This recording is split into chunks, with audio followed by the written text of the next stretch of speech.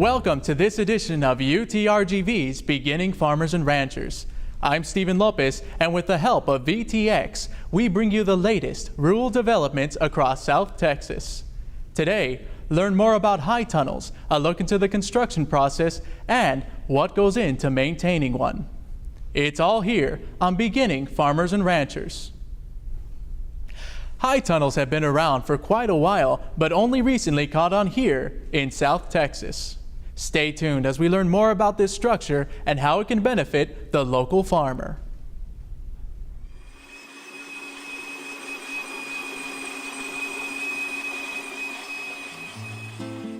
This isn't your father's farming. In fact, today more than ever, science and technology are perfecting the art of agriculture. Today, there are several methods meant to increase yield and profitability. One great example of modern farming technology is the high tunnel. Also known as a hoop house, this framed structure supports agricultural cultivation by providing a protective environment that improves plant growth and vigor. Bruce Henderson, the conservation agronomist of the United States Department of Agriculture's Natural Resources and Conservation Service in Corpus Christi, explains more about these structures and how they can assist farmers and their crops. In South Texas, the benefits for farmers are a little different than they are in the rest of the country. We usually think of a high tunnel as being a structure that extends our growing season or lets us start a little bit early. In South Texas, oftentimes it's more of a protection from cool temperatures than it is cold temperatures. It extends our growing season for certain herbs, and it also keeps the growing season going through the wintertime for things like tomatoes and squash and those that aren't necessarily cold sensitive, but crops that are cool sensitive. One can draw a few similarities between a high tunnel and a greenhouse. However, there are differences between the two that potential buyers should keep in mind. A high tunnel is a structure which is considered somewhat temporary and actually somewhat mobile. A greenhouse is a permanent structure, usually with harder plastic and sometimes even glass. Both structures affect the temperature within them to promote plant growth. However, both accomplish this in very different ways. A greenhouse typically handles temperature control via an expensive heating system. A high tunnel, on the other hand, relies entirely on solar rays to warm up the structure naturally. A very cost-efficient way to warm up crops. But will our trademark South Texas heat provide a little too much warmth? When you're talking about more northern climates, they usually are used during simply the warm season because it gets too cold. They won't protect a crop in extremely cold weather. Here, our enemy is hot weather. There are ways during the heat that we can protect the crop by replacing the plastic with shade cloth. And that will give the crop some relief from the absolute heat. As far as our storms and stuff, one thing about it, you can roll up the sides, you can also open the ends, and that allows some relief from wind, and it also does release the heat, which is really our biggest enemy down here. Like any piece of equipment, upkeep is an important aspect high tunnel owners need to keep in mind.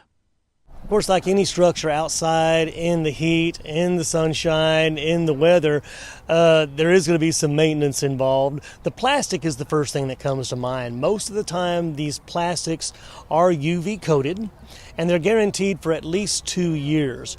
But of course, depending on weather situations, they can last as long as 5 to 7.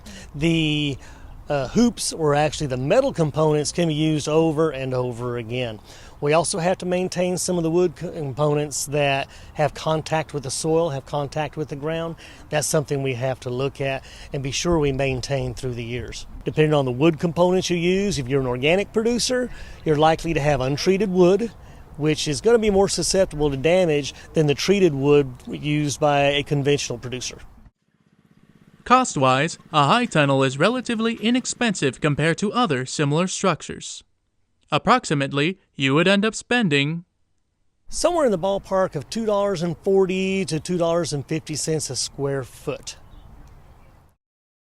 Farmers looking to purchase a high tunnel can even potentially receive financial assistance by submitting an Environmental Quality Incentives Program application to their local NRCS.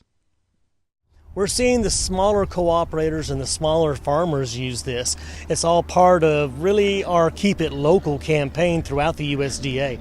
It really benefits the small producer to be able to have a crop coming off and going to the farmers markets 12 months out of the year.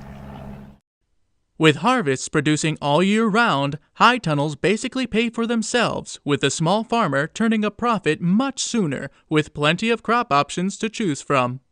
Some of the more common crops grown underneath high tunnels in South Texas are going to be tomatoes, for one thing, because you're able to keep the temperature just warm enough in the wintertime that you can keep your tomatoes producing. Same with squash, and various lettuces are very popular in the high tunnels. Lettuce is something in the wintertime that everybody likes, and in a high tunnel situation you can grow quite a bit and a number of varieties. With a high tunnel protecting their crops, farmers can start their season sooner and reap the benefits of a fresh, early harvest. The sound of power tools and manual labor fill the air in the far region as work begins on the construction of a high tunnel. This project is to help out the food bank and other clients that we work with. We work with USDA, and hopefully we will be finished within a day or two.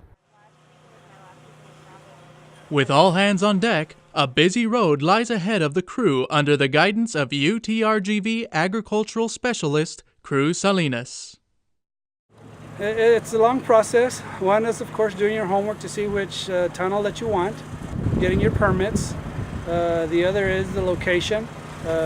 Other is gathering up all the tools that are going to be required to build it, preparing the soil where your tunnel is going to be located on. You want to prepare that soil before you put your tunnel on. That way you don't have to be disturbing it, and if you want to use a big tractor, you can before you set up the tunnel. Purchasing the materials to build a high tunnel can be done in several different ways, with this particular one being part of a ready-to-go kit. All the material that was used to assemble this tunnel comes already prepackaged in the box. There are some materials that you have to purchase locally, and what that is your baseboards on the bottom, your 2x6s. And that material, it would be up to you what size you would want to use. They have a recommendation for each tunnel that you purchase, whether it's 2x6s, 1x4s, and so forth and so on. Some of the other materials that aren't included are the ropes that are used to hang the plastic over the tunnel. Those you can purchase locally at any lumber store. Purchasing a high tunnel kit can be pretty expensive, but can save you plenty of time over buying most of the materials separately.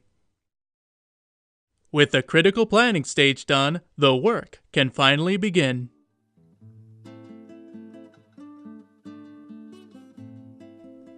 The first and one of the most important steps in high tunnel construction is squaring off the area where your structure will be. It is crucial that the area is leveled and measured correctly. An inch or two off here and there can and will cause major problems throughout the construction process. Holes are then dug along the area for the high tunnel posts. When digging underground, make sure there aren't any underground cables, plumbing, or gas lines. The posts are then set in concrete for extra strength, especially against strong winds. Making a big investment without the proper precautions could cost you big time, so better safe than out an entire high tunnel. Assembling the hoops come next. One must attach each piece and then drill a screw at the connecting points to hold the hoop in place. One by one, each completed hoop is carefully carried over and attached to the posts.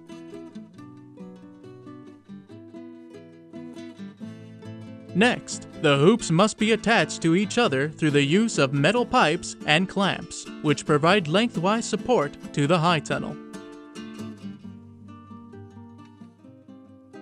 Baseboards and hip boards are added as well to provide the high tunnel with even more stability. The baseboards are attached to the ground posts, while the hip boards are attached to the side wall. A team effort is then called upon to apply the all-important plastic over the high tunnel. By using rope wrapped around tennis balls, the group is able to pull the plastic over with ease. Once in place, a wiggle wire is attached to secure the plastic. Finally, multiple metal pipes are attached together and clamped onto the plastic, giving the high tunnel roll-up capabilities.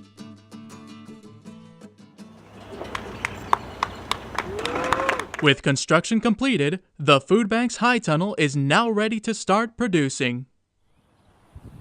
And, months after its completion, the food bank's high tunnel is going as strong as ever. The food bank's community garden manager, Christopher Bueno, didn't waste any time utilizing the new structure. We planted tomatoes back in November and we've been able to keep them in production. We do have grape tomatoes growing right now. We have strawberries growing right now. We were able to keep them in production as far as them growing without being damaged by the wind, damaged by the cold. So we have a really good production of tomatoes right now, and we plan to keep adding more tomatoes to the high tunnel. It's been a great experience just being able to see the benefits of having one. Again, you know, starting your tomatoes, starting your crops at an earlier time, being able to add this high tunnel to the community garden. Just it's been a good experience. It's been a learning experience as well, you know. So it's been good.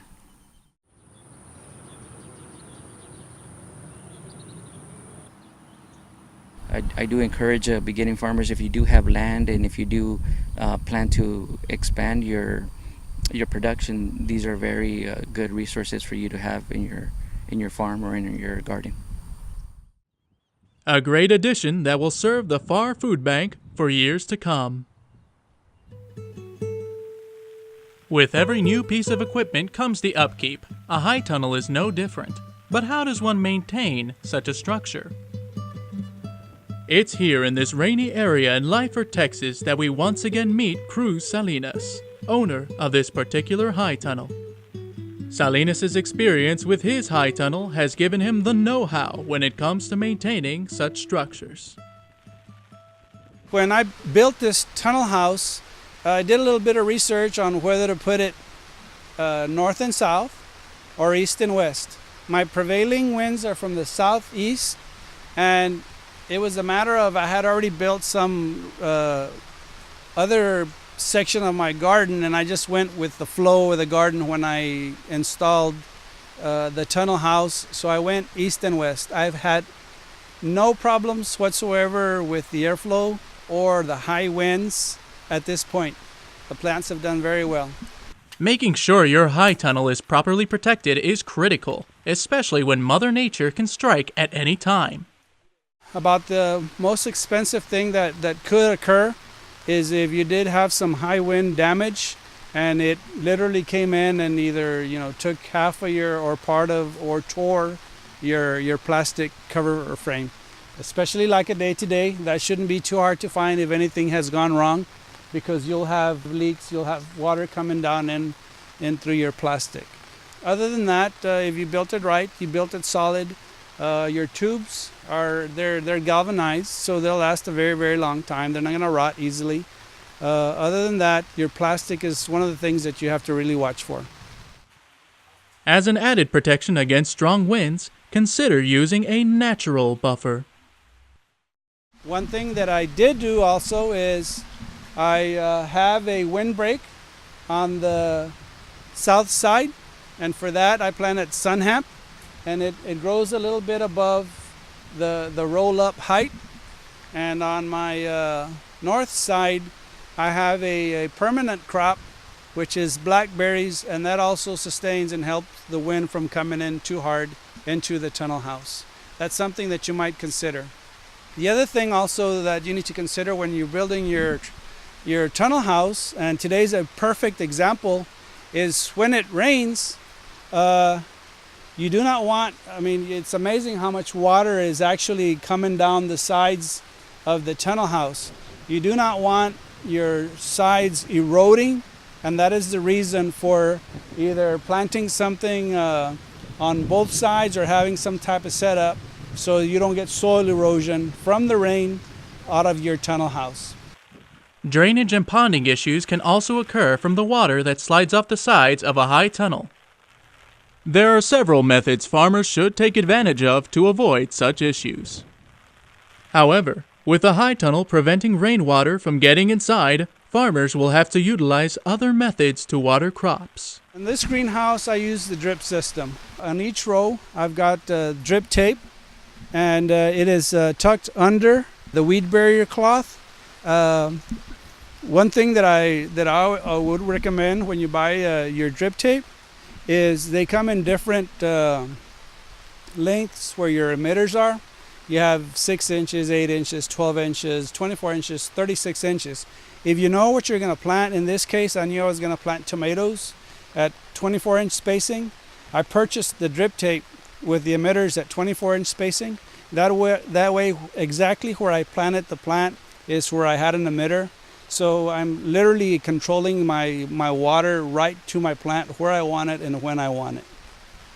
Pulling weeds is another task high tunnel owners won't have to spend much time on with careful planning. One of the things that I've done here is I've also added a weed barrier in our rows for 2 reasons. One, to control the weeds, and 2, to also hold the moisture within my bed. So in essence, all I'm actually weeding is in between the rows, and every once in a while we'll get a weed that'll come up right where I have the hole where my plant is growing out of. So as far as weed control, it just maybe 15 minutes a week is about the average.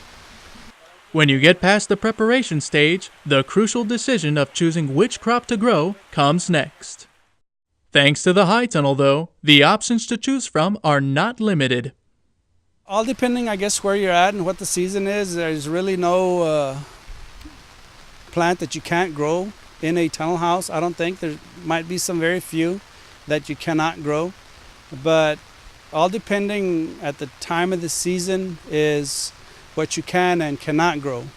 Of course, during the summer, here in the valley, I've recorded temperatures in this greenhouse all the way up to 140 degrees.